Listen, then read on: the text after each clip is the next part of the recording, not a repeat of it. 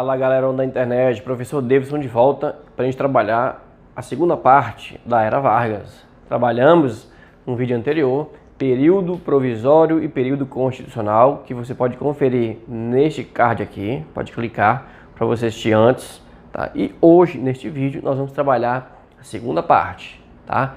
Que é o terceiro período do Getúlio Vargas, chamado de Estado Novo. Bem aqui onde está com essa carinha nervosa, certo? Em 1937, quando ele instaura uma ditadura aqui no Brasil, certo? Beleza, então bora lá. Estado Novo vai durar de 1937 até 1945. Tá bom? E aqui é a manchete no jornal: o Brasil sobre novo regime. Tá? Uma ditadura, né? Uma ditadura que vai durar de 1937 até 1945, com características fascistas, duríssimas. A Constituição de 37 é terrível, apelidada de Constituição Polaca. Bora lá? Então, foi instaurado o Estado Novo, um estado de emergência, onde o governo podia invadir casas, prender pessoas, julgá-las e condená-las, com a maior, assim, facilidade. Né? O judiciário não apitava muito, porque o poder executivo estava, ó, lá em cima. Bom, Vargas detinha amplos poderes, seus atos não podiam ser submetidos nem à justiça. Então, ele não tinha limites, podia fazer o que quiser, era quase um Luís XIV da vida, certo? Os estados perderam sua autonomia, os governos estaduais foram entregues aos interventores. Né? O Getúlio Vargas, ele vai tirar os governadores do Brasil e vai colocar interventores, que foram todos indicados, né, por ele. Ele conhecia as pessoas. Então ele queria que cada um deles governasse um Estado brasileiro. Em comemorações públicas nas capitais, as bandeiras estaduais foram queimadas para simbolizar a morte do federalismo. Agora só existia uma bandeira, que era a bandeira do Brasil, certo? Olha só que beleza, hein? Bora lá, aqui ó, a manifestação cívica, a queima das bandeiras estaduais. Partidos políticos foram extintos e as eleições foram suspensas. Tá? Proibição de greves e manifestações contrárias ao governo. Opa, é uma ditadura, né, que nós estamos falando. Então, logicamente, que não vai ter greve, nem manifestação, nem gente gritando contra Getúlio Vargas, nada disso. Tá? Perseguição, tortura, morte, milhares de cidadãos. Tá? Muitos intelectuais resistiram à ditadura. Graciliano Ramos, por exemplo, foi acusado de participar da ANL, que é a Aliança Nacional Libertadora ou Aliança Libertadora Nacional, sendo preso em 1936 e depois escreveu Memórias do Cárcere. Bom, então, esse é um dos intelectuais que sofreram, né, nas mãos ali duras do Getúlio Vargas, tá bom? Utilizou muito a propaganda. Isso aqui é um ponto central, você tem que saber. E tá aqui, o DIP, o Departamento de Imprensa e Propaganda, foi criado no Estado Novo para mover a imagem do Getúlio Vargas. Né, para formar uma imagem de Getúlio Vargas, né, que o distanciasse desse carrasco, desse ditador, né, para que ele fosse o pai dos pobres. E essa era a imagem que o povo via do Getúlio Vargas. Tá? Então, a utilização da propaganda para conquistar a simpatia popular, a legitimação, a aprovação do povo para o seu governo. Ele era um populista, ele fundou o populismo aqui no Brasil. Em 1939, o governo criou o DIP, Departamento de Imprensa e Propaganda. Isso aqui cai em prova, chove em prova de Enem e vestibulares. Departamento de Imprensa e Propaganda. Tá? É um órgão que regulava todas as manifestações cívicas no Brasil, todas as festas também, as rádios, os jornais, tudo, a imagem do Getúlio Vargas. Tudo era controlado pelo Departamento de Imprensa e Propaganda, o DIP. Coordenar e propagar, né, a propaganda oficial era função do DIP. Censurar os meios de comunicação social, como rádio, cinema, teatro e imprensa, função do DIP. Em 1938, criou o Instituto Brasileiro de Geografia e Estatística. Né? Isso aí não é função do DIP. Tá? Esse foi o Vargas que criou esse departamento, esse Instituto Brasileiro de Geografia e Estatística, para fazer os números do Brasil afora. Certo? Até hoje, né, temos um parecido. Criou-se o programa de rádio obrigatório, A Hora do Brasil, que divulgava as realizações do governo. Tá? Ele vai mudar o nome, vai colocar a Voz do Brasil, que é a voz do Getúlio Vargas, tá bom? Que até hoje, quem contém esse nome, possui esse nome, Voz do Brasil. Então ele divulgava as realizações, as coisas boas do governo. não divulgava quem eles estavam matando, torturando, prendendo, nada disso. Mas divulgava as obras que o governo possivelmente estariam fazendo. Produção de milhares de cartazes que apresentavam Vargas como o salvador da pátria. Isso aí era a propaganda, né? Os desfiles de 7 de setembro, os desfiles do 13 do Dia do Trabalhador, né? Sempre tinha um grande desfile na cidade do Rio de Janeiro, né? No estádio de São Januário, o Getúlio Vargas nos cartazes assim, muito altivo, né? Sempre pronto para a guerra, trajava-se de militar justamente para mostrar para o povo que ele estava ali ao seu lado, pronto para qualquer batalha. 1930, 1940, olha o cartaz. Ao celebrar-se o decênio do governo do presidente Getúlio Vargas, cada um de nós tem a consciência de ter crescido como um povo, tá? Como cidadão, como brasileiro, né? Ou seja, as propagandas eram sempre assim, ufanistas, né? O brasileiro, para você ter um orgulho da sua pátria, ter aquele patriotismo, aquela coisa toda. Bom? Ministério da Educação também foi criado no governo do Estado Novo, de 37 a 45. Foi um órgão importante de exaltação da figura de Vargas, difundindo a ideologia do governo nas cartilhas, né? Já caiu até no Enem, em vestibulares.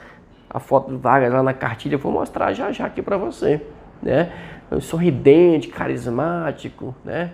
Sempre pronto a ajudar, aquela pessoa boa, o pai dos pobres. Obrigatoriedade do ensino moral e civismo. Eu até estudei isso aqui no ensino médico, não fiz há um tempinho atrás, tá bom? Desfiles e paradas de estudantes em comemoração a datas cívicas, adoção de livros didáticos que promoviam o culto a Getúlio Vargas e seu governo. As famosas cartilhas, antigamente se chamavam, né? Hoje a gente chama de livros didáticos, tá? Olha aqui o Getúlio Vargas para crianças, né? Uma cartilhazinha para ensinar aquela criancinha, né? A ser um patriota, a ser um nacionalista, a defender o Brasil, tá certo? A obedecer ao governo, a ficar caladinho, a não criticar, não falar mal, babá, certo? Olha aqui, isso aqui caiu no Enem, ó. Essa imagem aqui do Getúlio Vargas, né? Todo carismático. Getúlio Vargas não era sorridente assim, era mais fechado, né? Era assim, ó. 1º de maio, concentração trabalhista na esplanada do Castelo em homenagem ao benemérito presidente Getúlio Vargas, certo? Os cartazes, o Vargas sempre grande, né, imenso, olha o tamanho de Getúlio Vargas e o povo aqui embaixo. Sempre primeiro plano e grande, tá bom? Olha aqui também. Política econômica. O que ele fez na economia no Estado Novo? Né? Não estamos falando de período provisório ou constitucional, estamos falando de Estado Novo. Incentivo à industrialização, principalmente a industrialização de base, tá? Substituição de importações, isso aqui chove nas provas também, né? Ele, ao invés de importar o produto, ele passou a produzir o produto aqui, mas isso não é só privilégio do Estado Novo, não. O Vargas já tinha feito isso desde quando tomou o poder no Brasil, desde o golpe, né? Por conta da crise de 1929, em que ele trouxe fábricas para o Brasil, comprou, né, um maquinário nos Estados Unidos e trouxe para o Brasil para produzir aqui, tá? Indústria de base, siderurgia, metalurgia, petrolífera e de cimento. Indústria para construir a estrutura brasileira. Órgãos governamentais para planejamento econômico, né, que é o CETEF, Ferrovias, DNR, CNP, Petróleo, tá? Muitos empréstimos da Alemanha e dos Estados Unidos, isto antes de começar a Segunda Guerra Mundial. Depois ele vai ter que optar por um lado. Não vai dar mais para pedir empréstimo para a Alemanha nazista. Mas por enquanto ele pedia, porque ele tinha um apreço por ideias fascistas também. Mas ficava em cima do muro ali, né? Também abajulando os Estados Unidos. CSN, Companhia Siderúrgica Nacional, das potências do Getúlio Vargas, né? Companhia Vale do Rio Doce, em 1942, criada lá em Minas Gerais. Na década de 70 que ela vem para cá durante o regime militar. Aqui para a Amazônia, né? Exploração de minério de ferro em Minas Gerais, beleza? Outras realizações no campo da indústria. O que o Vargas fez mais, né? Conselho Nacional de Petróleo em 1938, ele não criou a Petrobras. A Petrobras só será criada em 1953, né? No outro governo que ele vai se eleger e vai cometer suicídio depois, em 54, tá? Mas por enquanto ele criou o Conselho Nacional de Petróleo, que é para fazer os estudos sobre o petróleo brasileiro. Fábrica Nacional de Motores, que era chamada de FENEME na época, em 1939, na cidade de Duque de Caxias. Hidrelétrica Vale do São Francisco, em 1945, finalzinho do seu governo, certo? Que foi no final da Segunda Guerra Mundial também, tá? E ideologia do trabalhismo, esse é um ponto importante Getúlio Vargas que também você tem que prestar atenção porque cai muito. Durante seu governo aumentou o número de indústrias e consequentemente de operários que migraram do Nordeste fugindo da seca. Bom, se aumentou o número de operários nas cidades, nos grandes centros, logicamente vai fervilhar mais ideias de operários, né? Ampliou-se a consciência dos trabalhadores que era necessário lutar pelos seus direitos, né? Mas era proibido greve. Era proibido manifestação. Nós estávamos numa ditadura, então era complicado fazer isso aí.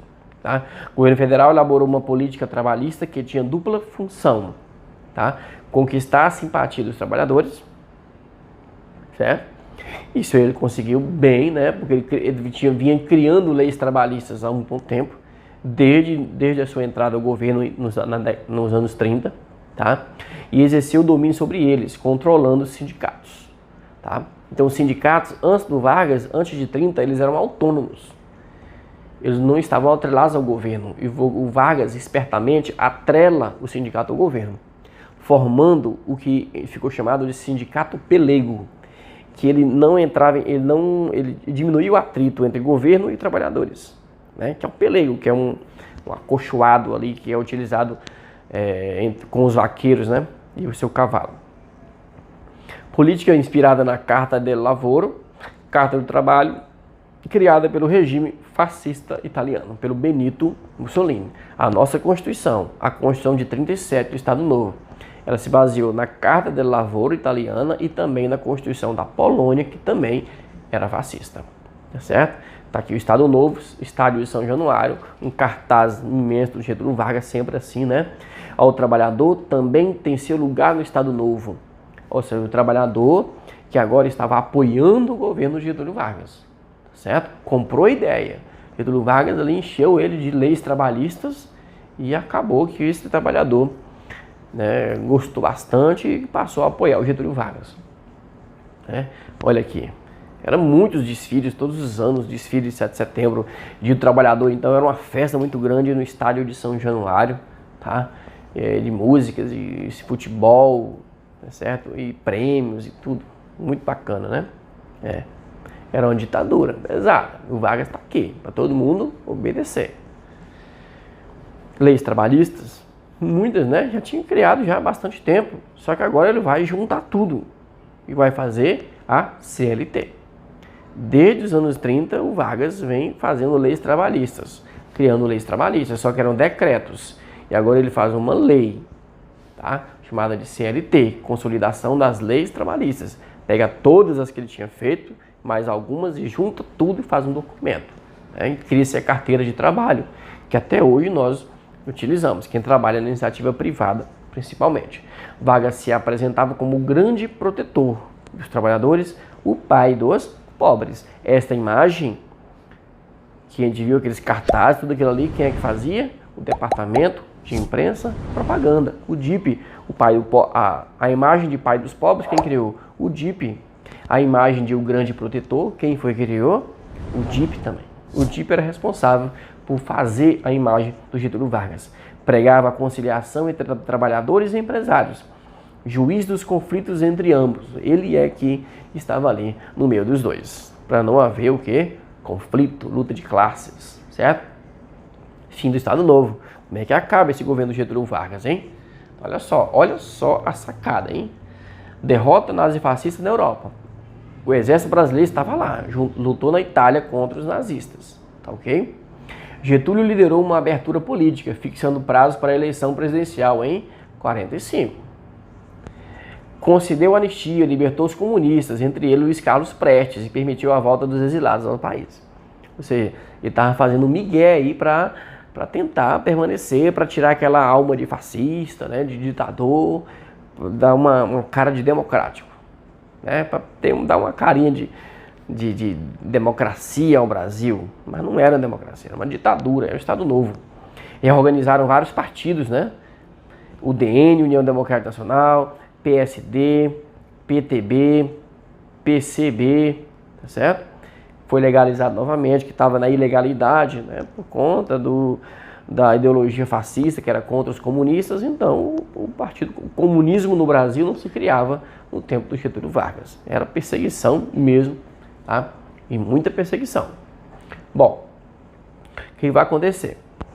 O exército vai para fora, luta contra os nazistas, fascistas. Quando ele volta, ele encontra um fascista, um filhote de fascismo aqui no Brasil. Então o exército vai ficar assim meio estranho. Como é que a gente vai? Como é que a gente foi lutar contra o totalitarismo lá fora? A gente chega aqui, tem um ditador que tem ideias fascistas. E aí os militares começam a pressionar o Getúlio Vargas a sair, a renunciar, né? E muita pressão, né? A oposição dos Estados Unidos, né? Era uma entrave, atrapalhava os interesses americanos, nas empresas americanas entrarem aqui, o capital externo, aquela coisa toda, né? Então nós tivemos esse embate de ideologias, né? Os opositores internos também, quem era? Intelectuais, artistas, a União Nacional dos Estudantes, políticos, os militares que voltaram da guerra e estavam satisfeitos com a ditadura fascista, tá bom? E aí ele marcou a eleição, 2 de dezembro de 45, vamos fazer uma eleição, né? Só que por trás, ele estava apoiando o Dutra, mas por trás ele estava formando um movimento para apoiar ele mesmo, tá? Que é o queremismo. Então, para o público, ele estava dizendo que ia apoiar o Dutra, mas por trás dos panos ele estava movendo os pauzinhos para o povo apoiar e querer que ele continuasse, tá? Que não houvesse eleições, para que ele continuasse no poder sem ter eleições, tá? Só que não deu certo. A pressão dos militares aumentou cada vez mais e o Getúlio Vargas ele vai pedir para sair, ou seja, vai renunciar, certo? Ó, Vargas fazia um jogo político contraditório, pois aparentava apoiar Dutra e estimulava um movimento popular que se pedia sua permanência no poder, o queremismo, palavra derivada dos gritos populares, queremos Getúlio. Beleza? Então aí, ó, queremos Getúlio. Isso aí, quem foi que fez isso aí? O próprio Getúlio Vargas, por trás dos panos. Porque na frente, na política, no meio político, ele estava apoiando o candidato, que era o general dele, o Dutra. Certo? Então, nesse momento de prestígio, o governo lançou a lei antitruste, limitando a entrada de capital estrangeiro no país. Isso aqui desagradou, logicamente, os Estados Unidos, né? Provocando forte reação dos representantes de empresas estrangeiras, já que estava impedindo que as empresas multinacionais entrassem no país. Isso foi uma característica do Vargas, tanto desse governo, quanto vai ser também no governo dos anos 50. Tá? A oposição temia que Vargas continuasse no poder e impedisse a realização das eleições presidenciais. Assim, uniram forças para derrubá-lo da presidência. Né? Então, aquela ideia de queremismo, aquela coisa toda, ele incentivando o povo a pedir para ele ficar. Então a oposição agiu logo e o exército pressionou Getúlio Vargas a renunciar. E ele renunciou. 29 de outubro de 45, tropas do exército lideradas pelos generais Góes Monteiro e Eurípides Gaspar Dutra, que era o candidato a presidente, seria apoiado por Getúlio Vargas, cercaram a sede do governo, o Palácio do Catete, e obrigaram Vargas a renunciar. Palácio do Catete, hein? Palácio do Catete, que o Vargas vai cometer suicídio em 1954 no outro governo dele. Bom? A presidência da República foi entregue a José Linhares, presidente do STF, colocando fim ao Estado Novo. Dutra, com o apoio de Vargas, venceu as eleições presidenciais. Vargas ainda tinha muito nome. Ele renunciou, mas o povão adorava o Getúlio Vargas, né? Ele era o pai dos pobres, o DIP montou muito bem isso aí, tá bom? Ele apoiando o Dutra, lógico, o Dutra venceu, tá? Aqui a renúncia do Getúlio Vargas. Vargas renunciou, certo? Beleza? Se inscreva no canal do Lembrador, tá bom? Dê um like no vídeo. Se você quer continuar, né, recebendo os vídeos de qualidade do professor Davidson, não deixe de ativar o sininho. Se inscreva e ative o sininho, tá bom? Então aqui nós finalizamos a era Vargas, 15 anos de poder do presidente Getúlio Vargas, né? E muita história para contar. Se quiser, né, aprender mais, volte o vídeo, estude de novo. Vai lá no primeiro vídeo da primeira parte, que trata do governo provisório e do governo constitucional. Né? Assista primeiro, que é para você entender melhor esse vídeo do Estado Novo. Beleza? Um abraço, E até a próxima aula, galera. Valeu!